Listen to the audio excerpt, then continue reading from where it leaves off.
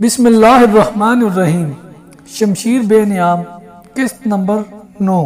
اس پر اس خواب کا اثر ہوا کہ وہ لیث بن موشان کے پاس چلا گیا اور اس سے خواب کی تعبیر پوچھی۔ لیث بن موشان نے اسے بتایا کہ وہ اپنی کم سن بیٹی یوحوا کو اسلام کی جڑیں کاٹنے کے لیے وقف کر دے گا۔ اس بوڑھے یہودی جادوگر نے یہ پیشن گوئی بھی کی تھی کہ جس نے نبوت کا دعویٰ کیا ہے یعنی نبی کریم صلی اللہ علیہ وسلم، وہ اس لڑکی کے ہاتھوں قتل ہوں گے یا یہ لڑکی ان کی نبوت کے خاتمے کا ذریعہ بنے گی۔ اس نے یوحوا کے باپ سے یہ بھی کہا تھا کہ وہ یوحوا کو اس کے پاس لے آئے۔ یوحوا کو لیث بن موشان کے حوالے کر دیا گیا۔ میں نے اس لڑکی کی تربیت کی۔ لیث بن موشان نے یوحوا کی بات کاٹ کر کہا، خدائے یہودا نے اسے جو حسن اور جو جسم دیا ہے یہ ایک دلکش تلوار یا اس سے بڑا میٹھا زہر سمجھ لیں۔ اس نے قریش کو مسلمانوں سے ٹکرانے کا جو کام کیا ہے وہ تم میں سے کوئی بھی نہیں کر سکتا۔ چھوٹے چھوٹے قبیلوں کے سرداروں کو اس لڑکی نے قریش کا اتحادی اور محمد صلی اللہ علیہ وسلم کا دشمن بنایا ہے۔ اب اس نے محمد صلی اللہ علیہ وسلم کا قتل کا جو انتظام مجھ سے کرایا ہے وہ اسی سے سنو۔ یوحوا نے سنایا کہ لیث بن موشان نے اس میں ایسی جرأت اور ایسی عقل پیدا کر دی ہے کہ وہ مردوں پر اپنے حسن کا جادو چلانے کے ماہر ہو گئی۔ حسین لڑکی ہوتے ہوئے اس میں مردوں جیسی جرأت آ گئی تھی، لیکن اس کا استاد اسے یہ نہ بتا سکا کہ جس نئے عقیدے کو وہ روکنے کا اور جس شخصیت کے قتل کا انہوں نے ارادہ کر رکھا ہے وہ عقیدہ خدا نے اتارا ہے، اور اس شخصیت کو خدا نے اس عقیدے کے فروغ کے لیے رسالت عطا کیا۔ یوحوا کی تربیت ایسی ہی تھی کہ وہ اپنے مذہب کو دنیا کا واحد مذہب اور سچا مذہب سمجھتی رہی، یہ نہ سمجھ سکی کہ حق پرستوں پر اللہ کا ہاتھ ہوتا ہے۔ خدا نے اسے آندھی میں تنہا پھینک دیا، لیکن وہ خدا کا یہ اشارہ نہ سمجھ سکی کہ کہاں وہ جرأت کے مقابلے میں اپنے آپ کو مردوں کے برابر سمجھتی تھی، مگر وہ ایک کمزور اور بے بس لڑکی بن گئی۔ وہ مرد کے جسم سے نہ آشنا نہ تھی۔ جرید بن مسیب کا جسم بھی ایک مرد کا ہی جسم تھا، لیکن اس جسم کو وہ مقدس اور پاک سمجھنے لگی اور جرید اسے فرشتہ لگنے لگا۔ وجہ یہ تھی کہ وہ اس کے حسین چہرے، ریشم جیسے بالوں اور دلکش جسم سے ذرا بھی متاثر نہ ہوا تھا۔ یوحوا پر جرید کے اس رویے کا یہ اثر ہوا کہ وہ جرید کے جسم میں کشش محسوس کرنے لگی۔ مکہ دور نہیں تھا۔ شام کے بعد جب رات گہری ہو چکی تھی، جرید نے یوحوا کو اس کے گھر پہنچا دیا۔ یوحوا کے قلعے نما مکان کا دروازہ کھلا تو اس کا باپ پریشان نظر آیا۔ اسے توقع نہ تھی کہ اس کی بیٹی زندہ واپس آ جائے گی۔ انہوں نے جرید کو روک لیا اور شراب سے اس کی تواضع کی۔ جرید جب چلا گیا تو یوحوا نے اپنی ذات میں خلا محسوس کیا۔ دوسرے ہی روز اس نے جرید کو پیغام بھیجا کہ اس سے ملے۔ جرید آ گیا۔ یہ ایک جذباتی ملاقات تھی۔ جرید نے یہ ملاقات جذبات تک ہی رکھی۔ اس کے بعد ان کی ملاقاتیں ہوتی رہی اور جرید کے دل میں بھی یوحوا کی محبت پیدا ہوگی۔ یہ محبت پاک رہی۔ یوحوا حیران تھی کہ اس کے اندر پاکیزہ اور والہانہ محبت کے جذبات بھی موجود ہیں۔ ایک روز جرید نے یوحوا سے پوچھا وہ اس کے ساتھ شادی کیوں نہیں کر لیتی؟ نہیں، یوحوا نے جواب دیا، میں تمہارے جسم کی پوجا کرتی ہوں، شادی ہو گئی تو جذبات میں مر جاؤں گی، میری بیٹیاں ہیں، بیٹا کوئی نہیں۔ جرید نے کہا میں دوسری شادی کرنا چاہتا ہوں، مجھے بیٹا چاہیے۔ یوحوا سوچ میں پڑ گئی۔ وہ جرید بن مسیب کی یہ خواہش پورا کرنا چاہتی تھی۔ اسے ایک رستہ نظر آ گیا۔ ہمارا ایک بزرگ ہے لیث بن موشان، یوحوا نے کہا، اس کے پاس کوئی علم ہے، اس کے ہاتھ میں کوئی طاقت ہے۔ مجھے امید ہے کہ وہ اپنے علم اور عمل کے زور سے تمہیں اسی بیوی سے بیٹا دے دے گا۔ تم میرے ساتھ چلو، وہ میرا تعلیق ہے۔ جرید بن مسیب اس کے ساتھ لیث بن موشان کے پاس جانے کے لیے تیار ہو گیا۔ ان کی وہ دوستی دو آدمیوں یا دو عورتوں کی صورت اختیار کر گئی تھی۔ وہ جب اکٹھے بیٹھتے تو رسول کریم صلی اللہ علیہ وسلم کے خلاف باتیں کرتے تھے، اسلام کے فروغ کو روکنے کے منصوبے بھی بناتے تھے، لیکن جرید مسلمانوں کے خلاف کسی جنگی کارروائی میں شریک نہیں ہوتا تھا۔ یوحوا کو اس کی یہ بات پسند نہیں تھی، وہ اسے اکساتی اور بھڑکاتی تھی۔ میرا مذہب تم ہو، جرید بن مسیب نے اسے ایک روز فیصلے کے لہجے میں کہہ دیا، تم میری بیوی نہیں بن سکتی تو نہ صحیح، میں تمہیں دیکھے بغیر زندہ نہیں رہ سکتا۔ میں تمہیں ایک راز بتا دیتی ہوں جرید، یوحوا نے اسے کہا، میں کسی کی بھی بیوی نہیں بنوں گی۔ میرے باپ نے میری زندگی یہودیت کے لیے وقف کر دی ہے۔ لیث بن موشان نے مجھے یہ فرض سونپا ہے کہ اسلام کے زیادہ سے زیادہ دشمن پیدا کروں۔ میرے دل میں اپنے مذہب کے بعد صرف تمہاری محبت ہے، مجھے تم اپنی ملکیت ہی سمجھو۔ ایک روز جرید یوحوا کے ساتھ لیس بن موشان سے ملنے اس کے پاس چلا گیا۔ یوحوا اسے لیس بن موشان کے سامنے لے جانے کے بجائے پہلے خود اندر گئی اور اس نے لیس بن موشان کو صاف بتا دیا تھا کہ وہ جرید کو محبت کا دیوتا سمجھتی ہے۔ اس نے لیس بن موشان کو بتایا کہ جرید نے اسے موت کے منہ سے نکالا تھا۔ اس نے لیس کو بتایا کہ جرید کی بیٹیاں ہیں، بیٹا ایک بھی نہیں۔ کیا آپ کے علم میں اتنی طاقت ہے جرید کی بیوی کے بطن سے لڑکا پیدا ہو؟ یوحوا نے پوچھا۔ کیا نہیں ہو سکتا؟ لیس بن موشان نے کہا، پہلے میں اسے دیکھوں گا، پھر میں بتا سکوں گا مجھے کیا کرنا پڑے گا۔ اسے میرے پاس بھیج دو۔ یوحوا نے اسے اندر بھیج دیا اور خود باہر کھڑی رہی۔ بہت سا وقت گزر جانے کے بعد لیس بن موشان نے جرید کو باہر بھیج کر یوحوا کو اندر بلا لیا۔ جو شخص تم جیسی خوبصورت اور دلکش لڑکی کے ساتھ اتنا عرصہ پاک محبت کر سکتا ہے وہ بہت ہی مضبوط شخصیت کا آدمی ہے۔ لیس بن موشان نے کہا، یا وہ اس قدر کمزور شخصیت کا ہو سکتا ہے؟ تمہارے حسن کا جادو اپنے اوپر طاری کر کر تمہارا غلام ہو جائے۔ جرید مضبوط شخصیت کا آدمی ہے، یوحوا نے کہا۔ جرید کی ذات بہت کمزور ہے، لیس بن موشان نے کہا۔ میں نے تمہارے متعلق اس کے ساتھ کوئی بات نہیں کی، میں نے اس کی ذات میں اتر کر معلوم کر لیا ہے کہ یہ شخص تمہارے طلسم کا اسیر ہے۔ مقدس اتالیق، یوحوا نے کہا، آپ اس کے متعلق ایسی باتیں کیوں کر رہے ہیں؟ میں اسے ایک بیٹا دینا چاہتی ہوں۔ مجھے اس کے ساتھ اتنی محبت ہے کہ میں نے یہ بھی سوچ رکھا ہے کہ میں اس کے بیٹے کو جنم دوں گی۔ نہیں لڑکی، بوڑھے لیس نے کہا، تمہاری کوکھ سے اس کا بیٹا جنم نہیں لے گا۔ یہ شخص ذریعہ بنے گا اس فرض کا جو خدائے یہودا نے مجھے اور تمہیں سونپا ہے۔ یوحوا خاموشی سے لیس بن موشان کے چہرے پر نظر جمائے ہوئے تھی۔ جسے تم اپنی محبت کا دیوتا سمجھتی ہو، وہ اس شخص کو قتل کرے گا جو کہتا ہے کہ اسے خدا نے نبوت دی ہے۔ لیس بن موشان نے کہا، جرید سے زیادہ موضوع آدمی اور کوئی نہیں ہوگا۔ کیا آپ پیشن گوئی کر رہے ہیں؟ یوحوا نے پوچھا۔ یہ کس طرح کا قتل کرے گا؟ اسے میں تیار کروں گا، یہ تیار نہیں ہوگا۔ یوحوا نے کہا، یہ کہا کرتا ہے کہ اس کا کوئی مذہب نہیں، محمد صلی اللہ علیہ وسلم کو یہ اپنا دشمن نہیں سمجھتا، قتل و غارت کو پسند بھی نہیں کرتا، یہ سب کچھ کرے گا۔ بوڑھے لیس نے کہا، اس کے ذہن میں میرا قبضہ ہوگا، تم میرا ساتھ ہوگی۔ 3 روز تک یہ سورج کی روشنی نہیں دیکھ سکے گا۔ جب ہم اسے باہر نکالیں گے تو یہ ایک ہی بات کہے گا کہ خدا کا نبی وہ ہم میں سے ہے، میں اسے زندہ نہیں رہنے دوں گا۔ مقدس باپ، یوحوا نے رندائی ہوئی آواز میں التجا کی، جرید مارا جائے گا، یہ واحد شخص ہے، خدائے یہودا، اس سے بڑھ کر محبت کے لائق کوئی نہیں۔ لیس بن موشان نے کہا، تمہیں یہ قربانی دینی ہوگی۔ جرید اب مکے کو واپس نہیں جائے گا۔ پھر یوحوا بھی مکے کو واپس نہیں گئی، جرید بن مسیب بھی نہیں گیا۔ بوڑھے لیس نے دونوں کو 3 دن اور 3 راتیں ایک کمرے میں بند رکھا، جرید کو اپنے سامنے بٹھا کر اس کی آنکھوں میں آنکھیں ڈال دی اور پھر اسے کچھ پلایا۔ زیر لب کچھ بڑبڑانے لگا۔ اس نے یوحوا کو نیم برہنہ کر کے اس کے ساتھ بٹھا دیا۔ لیس بن موشان کو جو کہتا رہا وہ کرتی رہی۔ یہ ضروری نہیں کہ تم سب کو یہ بھی بتاؤں کہ میں نے جرید کے ذہن اور اس کی سوچوں کو کس طرح اپنے قبضے میں لیا ہے۔ لیس نے کہا، میں اسے اپنے ساتھ لایا ہوں، تم اسے خود دیکھ لو۔ لیس بن موشان نے یوحوا کو اشارہ کیا، یوحوا باہر چلے گئی اور جرید بن مشیب کو اپنے ساتھ لے آئی۔ جرید نے اندر آ کر سب کو باری باری دیکھا، وہ یہاں نہیں تھا۔ جرید نے کہا، میں اسے پہچانتا ہوں کہ وہ ہم دونوں میں سے ہے، وہ یہاں نہیں ہے، ذرا صبر کرو جرید۔ بوڑھے لیس نے کہا، ہم تمہیں اس تک پہنچائیں گے کل جرید، بیٹھ جاؤ۔ جرید یوحوا کے ساتھ لگ کر بیٹھ گیا اور بازو اس کی کمر میں ڈال کر اسے اپنے قریب کر لیا۔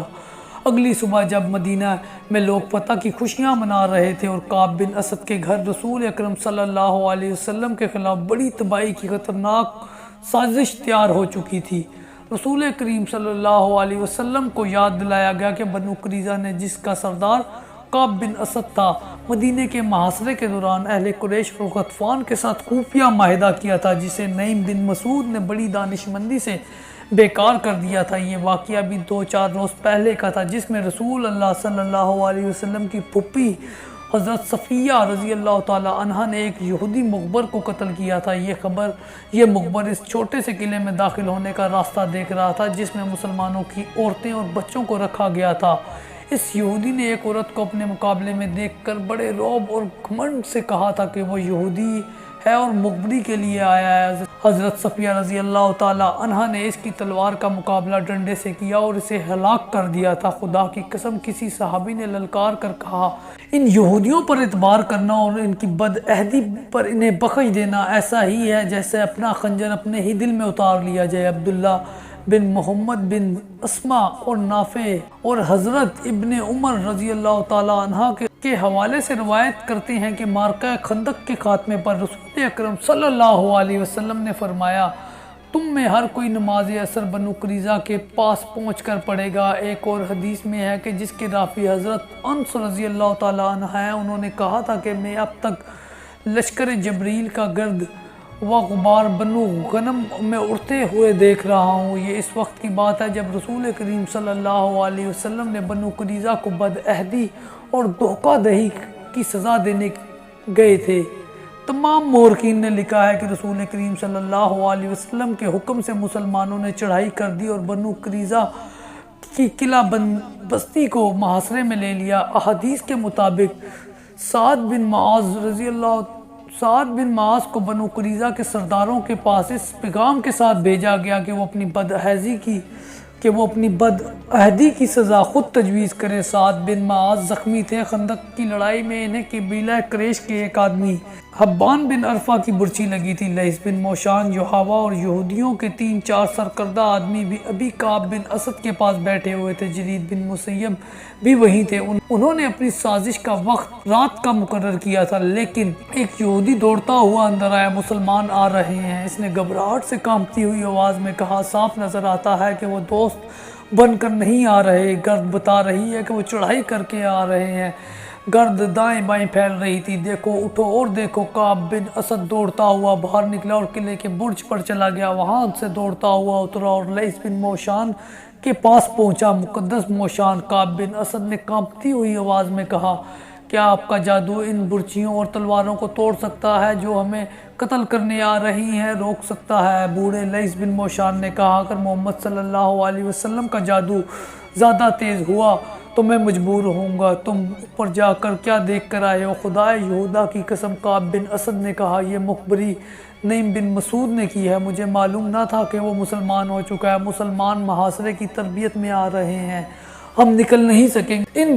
ان دونوں کو نکال دو۔ لیث بن موشان نے کہا، یحاوہ اور جرید کو ساتھ لے کر پچھلے دروازے سے نکل جاؤ، میں تمہارے پیچھے پیچھے آ رہا ہوں۔ آپ اوپر کیوں نہیں جاتے؟ لیث بن موشان، کعب بن اسد نے کہا، آپ کا وہ علم اور وہ جادو کہاں گیا جو تم اس راز کو نہیں سمجھ سکتے؟ بوڑھے لیث نے کہا، موسیٰ نے فرعون کو ایک دن میں ختم نہیں کر دیا تھا۔ یہ عصا جو تم میرے ہاتھ میں دیکھ رہے ہو وہی ہے جو موسیٰ نے دریا میں مارا تھا تو پانی نے انہیں راستہ دے دیا تھا۔ یہ عصا کرشمہ تھا کہ فرعون کا لشکر اور وہ خود دریا میں ڈوب کر فنا ہو گیا تھا۔ جس طرح موسیٰ اپنے قبیلے کو مصر سے نکال لائے تھے، اسی طرح میں تمہیں یہاں سے نکال لوں گا۔ یحاوہ اور جرید بن مسیب پچھلے دروازے سے نکل گئے اور لیث بن موشان بھی نکل پڑا۔ مسلمان جب بنو قریظہ کی بستی کے قریب آئے تو عورتیں اور بچوں میں ہڑبونگ پپا ہو گئی اور بھگدڑ مچ گئی۔ عورتیں اور بچے اپنے گھروں کو بھاگے جا رہے تھے۔ کوئی آدمی مقابلے کے لیے باہر نہ آیا۔ جو مسلمان ٹیکریوں کی طرف سے محاصرے کے لیے آگے بڑھ رہے تھے، انہیں دو آدمیوں اور ایک عورت نظر آئی۔ تینوں بھاگے جا رہے تھے۔ آدمی جو بوڑھا تھا، عورت اپنے ساتھی کو گھسیٹ رہے تھے۔ وہ پیچھے مڑ مڑ کر دیکھتا اور آگے نہیں چلتا تھا۔ وہ لیث بن موشان، جرید اور یحاوہ تھے۔ لیث نے جرید کے ذہن پر قبضہ کر اسے رسول کریم صلی اللہ علیہ وسلم کے قتل پر آمادہ کر لیا تھا، لیکن اب جرید اس کے لیے مصیبت بن گیا تھا۔ وہ اس عمل کے زیر اثر تھا جسے آج ہپنوٹائزم کہا جاتا ہے۔ یحاوہ اپنی محبت کی خاطر اسے اپنے ساتھ لے جا رہی تھی۔ اسے یہی ایک خطرہ نظر آ رہا تھا کہ جرید مسلمانوں کے ہاتھوں مارا جائے گا، اور لیث جرید کو اس لیے اپنے ساتھ لے جانے کی کوشش میں تھا کہ اسے کسی اور موقع پر رسول اللہ صلی اللہ علیہ وسلم کے قتل کے لیے استعمال کرے گا۔ لیکن جرید لیث کے عمل تنویم کے زیر اثر بار بار کہتا تھا، کہاں ہے وہ جو اپنے آپ کو خدا کا نبی کہتا ہے؟ وہ ہم میں سے ہے، میرے ہاتھوں قتل ہوگا، مجھے چھوڑ دو، مجھے مدینے جانے دو۔ ایک مسلمان نے ٹیکری پر کھڑے ہو کر انہیں للکارا اور روکنے کو کہا۔ لیث اور یحاوہ نے پیچھے دیکھا اور وہ جرید کو اکیلا چھوڑ کر بھاگ گئے۔ جرید نے تلوار نکالی، کہاں ہے محمد؟ جرید نے تلوار لہرا کر ٹیکری کی طرف آتے ہوئے کہا، وہ ہم میں سے ہے، میں اسے پہچانتا ہوں، میں اسے قتل کر دوں گا جس نے نبوت کا دعویٰ کیا ہے۔ یوحوا میری ہے۔ وہ للکارتا آ رہا تھا، یوحوا حبل اور عزا سے زیادہ مقدس ہے، سامنے لاؤ اپنے نبی کو۔ کون مسلمان اپنے اللہ کے رسول صلی اللہ علیہ وسلم کی اتنی توہین برداشت کرتا؟ جس مسلمان نے ان تینوں کو للکارا تھا، اس نے کمان میں تیر ڈالا اور دوسرے لمحے یہ تیر جرید بن مسیب کی دائیں آنکھ میں اتر کر کھوپڑی کے اندر دور تک پہنچ چکا تھا۔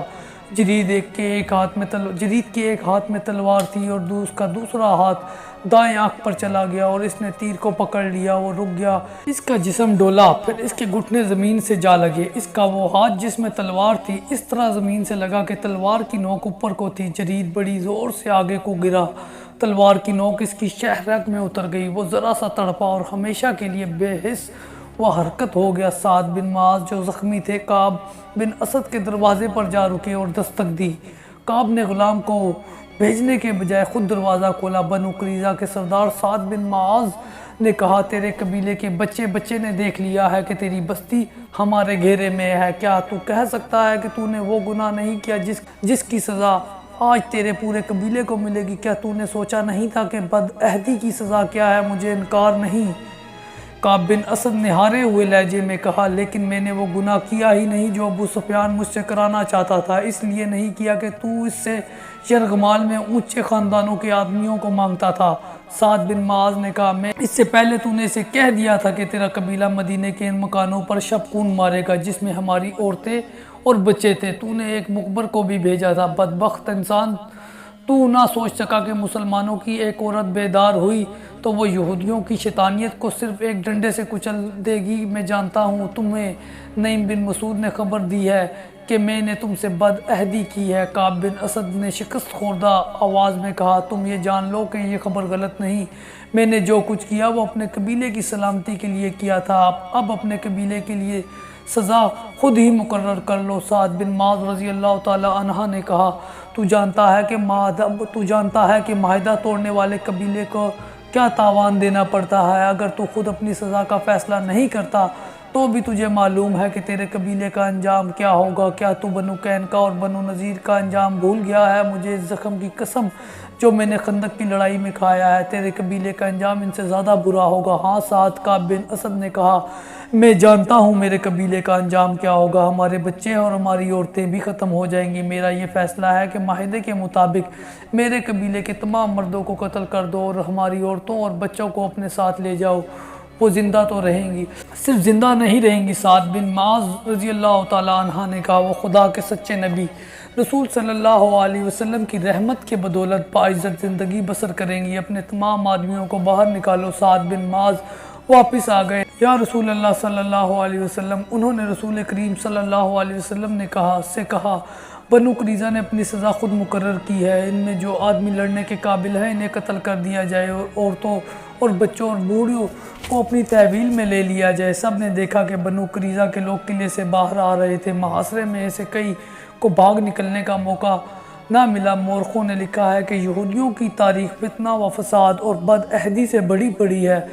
اسے خدا کی دھتکاری ہوئی قوم کہا گیا ہے۔ ان کے ساتھ جس نے بھی نرمی برتی اسے یہودیوں نے نقصان پہنچایا۔ چنانچہ بنو قریظہ کو بخش دینا بڑی خطرناک حماقت تھی۔ مسلمانوں نے اس قبیلے کے ایسے تمام آدمیوں کو قتل کر دیا جو لڑنے کے قابل تھے اور بوڑھی عورتوں اور بچوں کو اپنی تحویل میں لے لیا۔ مورخین نے لکھا ہے کہ رسول کریم صلی اللہ علیہ وسلم نے بنو قریظہ پر فوج کشی کی تو یہودیوں نے بڑا سخت مقابلہ کیا۔ مسلمانوں نے 25 روز بنو قریظہ کو محاصرے میں لیے رکھا۔ آخر یہودیوں نے رسول کریم صلی اللہ علیہ وسلم کو پیغام بھیجا کہ سعد بن معاذ کو ان کے پاس صلح کی شرائط طے کرنے کے لیے بھیجا جائے۔ چنانچہ سعد بن معاذ گئے اور یہ فیصلہ کر کے آ گئے کہ بنو قریظہ کے آدمیوں کو قتل کر دیا جائے اور ان کی عورتوں اور بچوں کو مال غنیمت میں لے لیا جائے۔ جن یہودیوں کو قتل کیا گیا ان کی تعداد 400 تھی۔ زیادہ تر مورخوں نے لکھا ہے کہ بنو قریظہ نے مقابلہ نہیں کیا اور اپنے کیے کی سزا پانے کے لیے قلعے سے نکل آئے۔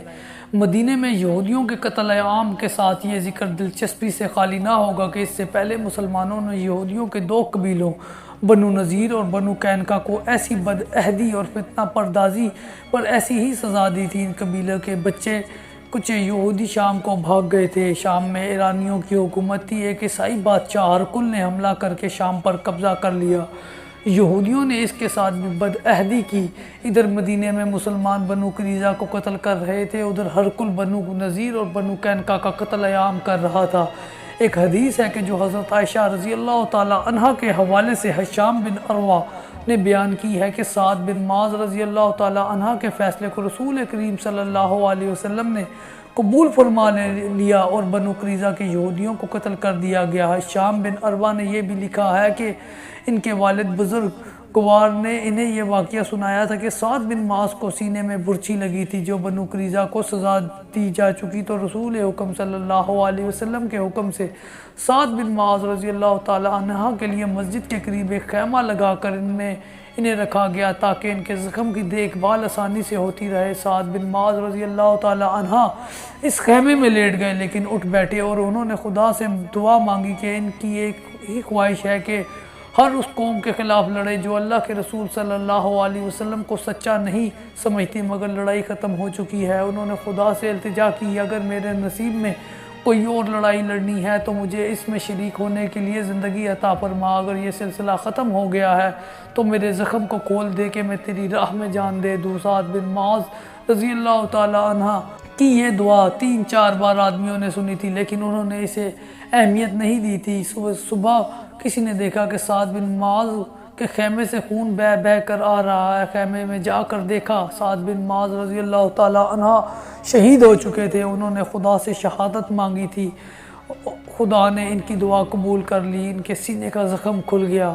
بنو قریظہ کی تباہی کی خبر مکے پہنچی تو سب سے زیادہ خوشی ابو سفیان کو ہوئی۔ خدا کی قسم بنو قریظہ کو اس بدعہدی کی سزا ملی ہے جو اس کے سردار کعب بن اسد نے ہمارے ساتھ کی تھی۔ ابو سفیان نے کہا اگر اس کا قبیلہ مدینے پر شب خون مارتا رہتا تو فتح ہماری ہوتی اور ہم بنو قریظہ کو موت کے بجائے مال غنیمت دیتے۔ کیوں خالد، کیا بنو قریظہ کا انجام بہت برا نہیں ہوا؟ خالد نے ابو سفیان کی طرف ایسی نگاہوں سے دیکھا جیسے اسے اس کی بات اچھی نہ لگی ہو۔ کیا تم بنو قریظہ کے اس انجام سے خوش نہیں ہو؟ خالد، ابو سفیان نے کہا مدینے سے پسپائی کا دکھ اتنا زیادہ ہے کہ بڑی سے بڑی خوشی بھی میرا یہ دکھ ہلکا نہیں کر سکتی۔ خالد نے کہا بدعہد کی دوستی دشمنی سے زیادہ خطرناک ہوتی ہے۔ کیا تم مجھے بتا سکتے ہو یہودیوں نے کس کے ساتھ وفا کی ہے؟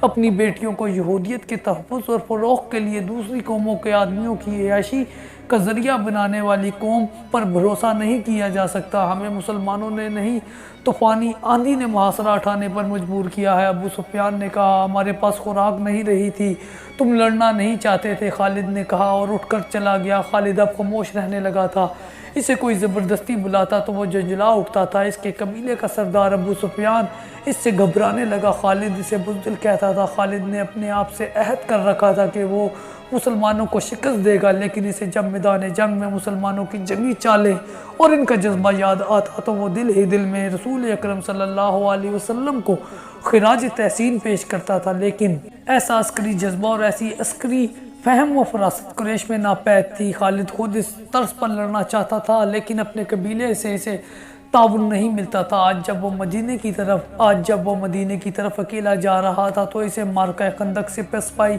یاد آ رہی تھی۔ اسے غصہ بھی آ رہا تھا اور وہ شرمسار بھی ہو رہا تھا۔ اسے یاد آ رہا تھا کہ اس نے 1 سال کس طرح گزارا تھا۔ وہ مدینے پر ایک اور حملہ کرنا چاہتا تھا لیکن اہل قریش مدینے کا نام سن کر دبک جاتے تھے۔ آخر اسے اطلاع ملی کہ مسلمان مکہ پر حملہ کرنے آ رہے ہیں۔ اسے یہ خبر ابو سفیان نے سنائی تھی۔ مسلمان مکہ پر حملہ کرنے صرف اس لیے آ رہے ہیں کہ ہم نے ثابت کر دیا ہے کہ قبیلہ قریش محمد صلی اللہ علیہ وسلم سے ڈرتا ہے۔ خالد نے ابو سفیان سے کہا کیا تم نے اپنے قبیلے کو کبھی بتایا ہے کہ مسلمان مکہ پر حملہ کر سکتے ہیں؟ کیا قبیلہ حملہ روکنے کے لیے تیار ہے؟ اب اس بحث کا وقت نہیں کہ ہم نے کیا کیا اور کیا نہیں کیا۔ ابو سفیان نے کہا مجھے اطلاع دینے والے نے بتایا ہے کہ مسلمانوں کی تعداد تقریباً 1,500 ہے۔ تم کچھ سوچ سکتے ہو؟ میں سوچ چکا ہوں۔ خالد نے کہا مجھے 300 سوار دے دو، میں مسلمانوں کو راستے میں روک لوں گا، میں قرہ القیم کی پہاڑیوں میں گھات لگاؤں گا، وہ اسی درے سے گزر کر آئیں گے، میں انہیں ان پہاڑیوں میں بکھیر کر ماروں گا، تم جتنے سوار چاہو لے لو۔ ابو سفیان نے کہا اور فوراً روانہ ہو جاؤ، ایسا نہ ہو کہ درے سے وہ گزر آئے۔ خالد کو آج یاد آ رہا تھا اس خبر نے اس کے جسم میں نئی روح پھونک دی تھی۔ اس نے اس روز 300 سوار تیار کر لیے تھے۔ مسلمانوں کی تعداد 1400 تھی، ان میں زیادہ تر نفری پیادہ تھی۔ خالد خوش تھا کہ اپنے سواروں کی قیادت اس کے ہاتھ میں تھی۔ اب ابو سفیان اس کے سر پر سوار نہیں تھا، اب سب فیصلے سے خود کرنے تھے۔ وہ مسلمانوں کو فیصلہ کن شکست دینے کے لیے روانہ ہو گیا تھا۔ خالد کچھ دیر آرام کر کے گھوڑے کو پانی پلا کر چل پڑا تھا۔ اس نے گھوڑے کو تھکنے نہیں دیا۔ مکہ سے گھوڑا آرام سے چلتا آیا تھا۔ خالد بڑی مضبوط شخصیت کا آدمی تھا، اس کے ذہن میں خواہشیں کم اور ارادے زیادہ تھے۔ وہ اپنے ذہن کو قبضے میں رکھتا تھا، مگر مدینے کو جاتے ہوئے ذہن اس پر قابض ہو جاتا۔ یادوں کے تھپیڑے تھے جو اسے طوفانی سمندر میں بہتی ہوئی کشتی کی طرح پٹک رہے تھے۔ کبھی اس کی ذہنیت کیفیت ایسی ہو جاتی تھی جیسے وہ مدینہ بہت جلدی پہنچنا چاہتا ہو، اور کبھی یوں جیسے اسے کہیں بھی پہنچنے کی جلدی نہ ہو۔ اس کی آنکھوں کے آگے منزل سراب بن جاتی اور دور ہی دور ہٹتی نظر آتی۔ گھوڑا اپنے سوار کے ذہن سے بے خبر چلا جا رہا تھا۔ سوار نے اپنے سر کو جھٹک کر گرد و پیش کو دیکھا، وہ ذرا بلند جگہ پر جا رہا تھا۔ افق سے احد کا سلسلہ ایک کوہ اوپر اٹھتا آیا تھا۔ خالد کو معلوم تھا کہ کچھ دیر بعد ان پہاڑیوں کے قریب سے مدینے کے مکان ابھرنے لگیں گے۔ اسے ایک بار پھر خندق اور پسپائی یاد آئی، اور اسے مسلمانوں کے ہاتھوں 400 یہودیوں کا قتل بھی یاد آیا۔ بنو قریظہ کی اس تباہی کی خبر پر اس قریش کا سردار ابو سفیان تو بہت خوش ہوا تھا، مگر خالد کو خوشی نہ ہوئی تھی اور نہ افسوس۔ قریش یہودیوں کی فریب کاریوں کا سہارا لے کر محمد صلی اللہ علیہ وسلم کے پیروکاروں کو شکست دینا چاہتے تھے۔ خالد کو خیال آیا، اس نے اپنے ماتھے پر ہاتھ پھیرا جیسے خیال کو اپنے ذہن سے صاف کر دینا چاہتا ہو۔ اس کا ذہن پیچھے ہٹتا جا رہا تھا۔ گھنٹیوں کی مترنم آوازیں اسے ماضی سے نکال لائیں۔ اس نے دائیں بائیں دیکھا، بائیں طرف وسیع نشیب تھا۔ خالد اوپر جاتا جا رہا تھا۔ نیچے 4 اونٹ چلے آ رہے تھے، اونٹ ایک دوسرے کے پیچھے تھے۔ ان کے پہلوؤں میں ایک گھوڑا تھا، اونٹوں پر 2 عورتیں، چند بچے اور 2 آدمی سوار تھے۔ اونٹوں پر سامان بھی لدا ہوا تھا۔ گھڑ سوار بوڑھا آدمی تھا، اونٹ کی رفتار تیز تھی۔ خالد نے اپنے گھوڑے کی رفتار کم کر دی۔ اونٹوں کا یہ مختصر سا قافلہ اس کے قریب آ گیا۔ بوڑھے گھڑ سوار نے اسے پہچان لیا۔ تمہارا سفر آسان ہو ولید کے بیٹے۔ بوڑھے نے بازو بلند کر لہرایا اور بولا نیچے آ جاؤ، کچھ دیر اکٹھے چلیں گے۔ خالد نے گھوڑے کی لگام کو ایک طرف جھٹکا دیا اور ہلکی سی ایڑ لگائی، گھوڑا نیچے اتر گیا۔ بابا، خالد نے اپنا گھوڑا بوڑھے کے گھوڑے کے پہلوؤں میں لے جا کر خوشی کا اظہار کیا اور کہا ابو جرحی، اور یہ سب تمہارا خاندان ہے؟ ہاں، بوڑھے ابو جرحی نے کہا یہ خاندان میرا ہے۔ تم خالد بن ولید کدھر کا رخ کر رہے ہو؟ مجھے یقین ہے کہ مدینے کو نہیں جا رہے۔ مدینے میں تمہارا کیا کام؟ یہ قبیلہ غطفان کا ایک خاندان تھا جو نقل مکانی کر کے کہیں جا رہا تھا۔ بوڑھے نے خود ہی کہہ دیا کہ خالد مدینہ تو نہیں جا رہا تھا، تو خالد نے اسے بتانا مناسب بھی نہ سمجھا۔ اہل قریش کیا سوچ رہے ہیں؟ بوڑھے نے کہا کیا یہ صحیح نہیں کہ محمد صلی اللہ علیہ وسلم کو لوگ نبی مانتے ہی چلے جا رہے ہیں؟ کہ ایسا نہیں ہوگا کہ ایک روز مدینے والے مکے پر چڑھ دوڑیں اور ابو سفیان ان کے آگے ہتھیار ڈال دے گا؟ سردار اپنی شکست کا انتقام لینا ضروری نہیں سمجھتا، وہ ہتھیار ڈالنے کو بھی برا نہیں سمجھتا۔ خالد نے کہا کیا تمہیں یاد نہیں کہ ہم سب مل کر مدینے پر حملہ کرنے گئے تھے تو مدینے والوں نے اپنے ارد گرد خندق کھود ڈالی تھی؟ خالد نے کہا ہم خندق پھلانگ سکتے تھے، میں خندق پھلانگ گیا تھا، مکرمہ بھی خندق کے پار چلا گیا تھا، مگر ہمارا لشکر جس میں تمہارے قبیلے کے جنگجو بھی تھے وہ دور کھڑے تماشا دیکھتا رہے تھے۔ مدینے سے پسپا ہونے والا سب سے پہلا آدمی ہمارا سردار ابو سفیان تھا۔ میرے بازوؤں میں طاقت نہیں رہی ابن ولید۔ بوڑھے نے اپنے ایک ہاتھ میں جو ضعیفی سے کانپ رہا تھا خالد کے آگے کر کہا میرا جسم ذرا بھی ساتھ دیتا تو میں بھی اس مارکے میں اپنے قبیلے کے ساتھ ہوتا۔ اس روز میرے آنسو نکل آئے تھے جس روز میرا قبیلہ مدینے سے پسپا ہو کر لوٹا تھا۔ اگر کعب بن اسد دھوکہ نہ دیتا اور مدینے پر 3-4 شب خون مار دیتا تو فتح یقیناً ہماری ہوتی۔ خالد جھنجھلا اٹھا۔ اس نے بوڑھے کو قہر کی نظروں سے دیکھا اور چپ رہا۔ کیا تم نے سنا تھا کہ یوآوا یہودن نے تمہارے قبیلے کے ایک آدمی جریر بن مسیب کو محمد صلی اللہ علیہ وسلم کے قتل کے لیے تیار کر لیا تھا۔ بوڑھے نے پوچھا، ہاں خالد نے کہا سنا تھا، مجھے یہ کہتے ہوئے شرم آتی ہے۔ جریر بن مسیب میرے قبیلے کا آدمی تھا، کہاں ہے وہ 1 سال سے زیادہ عرصہ گزر گیا ہے، اس کا پتہ نہیں چلا۔ میں نے سنا تھا کہ یوحوا یہودن اسے اپنے ساتھ یہودی جادوگر لیث بن موشان کے پاس لے گئی تھی اور اس نے جرید کو محمد صلی اللہ علیہ وسلم کے قتل کے لیے تیار کیا تھا، مگر مسلمانوں کی تلواروں کے سامنے لیث بن موشان کا جادو جواب دے گیا۔ جرید بن مسیب مسلمانوں کے ہاتھوں قتل ہو گیا۔ بنو قریظہ میں سے زندہ بھاگ جانے والے صرف 2 تھے، لیث بن موشان اور یوحوا۔